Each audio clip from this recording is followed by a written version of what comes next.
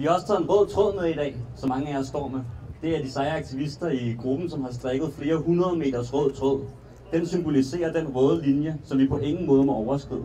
Og den røde linje er udvidelsen af gas- og olieprojekter i den danske del af Nordsøen. Det internationale energiagentur har klart og tydeligt sagt, at der ikke er plads til et eneste nye fossile projekt efter 2021. Og det er derfor, vi skal have stoppet hullerne i Nordsøaftalen. Det er derfor, vi skal have stoppet udvindingen af gas og olie. Det hvor vi kan, og det kan vi i den danske del af Nordsøen. Det har vi vist i fossilfri fremtid, og det har I vist i klimabevægelsen.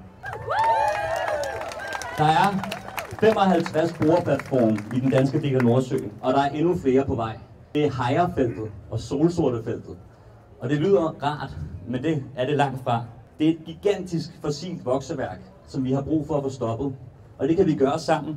Det kan vi gøre på grund af folk som jer. Folk, der møder op på en lidt regnende tirsdag morgen til Folketingets åbning og siger fra over for klimasvigt. Folk, der dukker op og siger, at vi vil ikke have nølen længere. Vi vil have stoppet olien. Vi vil have stoppet gassen. Vi vil lade de fossile brændstoffer blive i jorden.